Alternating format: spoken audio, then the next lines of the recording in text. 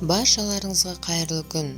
Бүгін біз сіздермен фуд флорист болып көреміз. Осындай сухофруктыдан бүгін букет жасап көрсететін боламын сіздерге. Каналыма тіркеліп лайк басуды ұмытпаңыздар.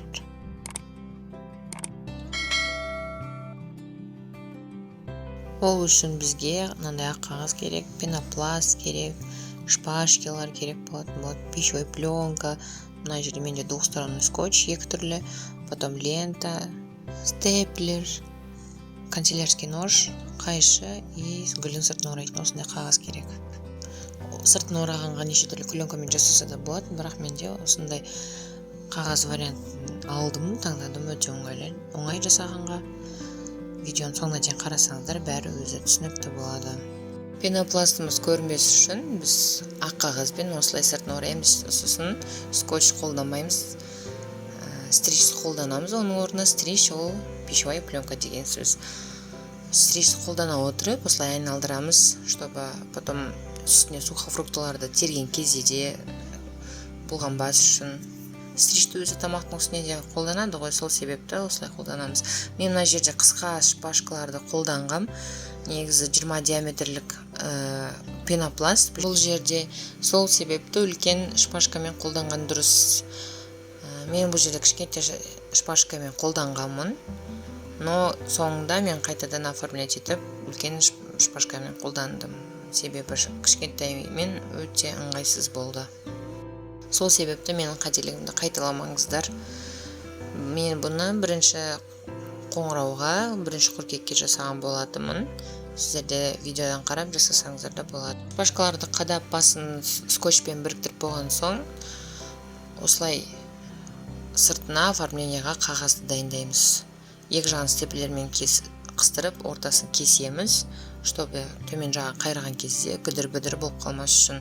Сосын пенопласттың боковой жағын қазір мен деген двухсторонний скотчпен скотчтайтын болам, чтобы ана қағаз жабысу үшін.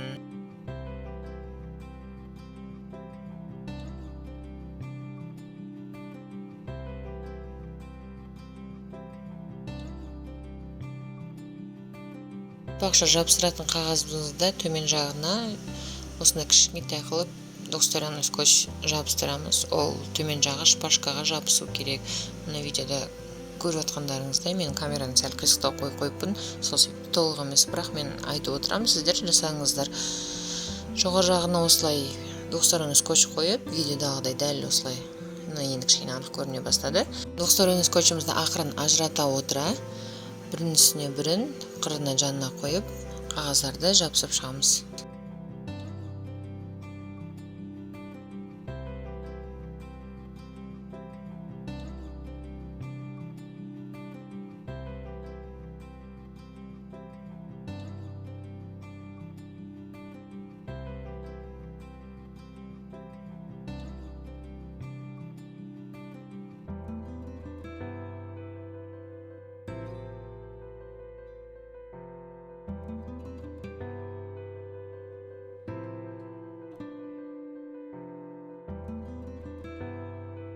Соңғы этап, аяқ жағын шпажканы көрінбес үшін осындай төртбұрышты диаметр мен описанияға жазып қалдыратын боламын.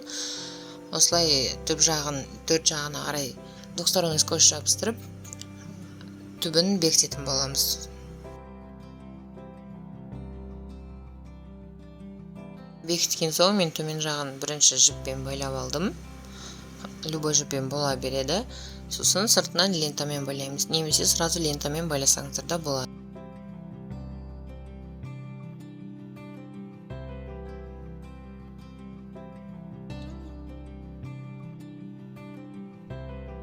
Так, енді букетіміз дайын, енді ішіне сухофруктарды саламыз.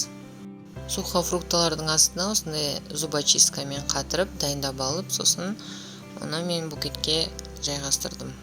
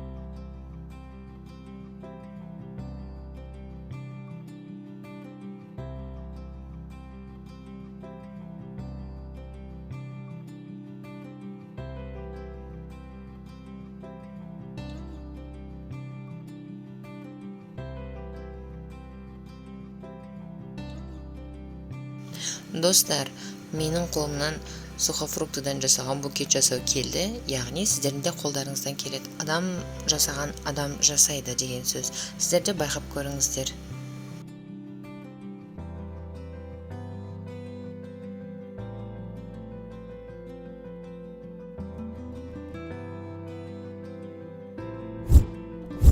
Видеоның соңына дейін қарағандарыңыз үшін рахмет. Тіркеліп, лайк басуды ұмытпаңыздар. Келесі кездескенше сау болыңыздар.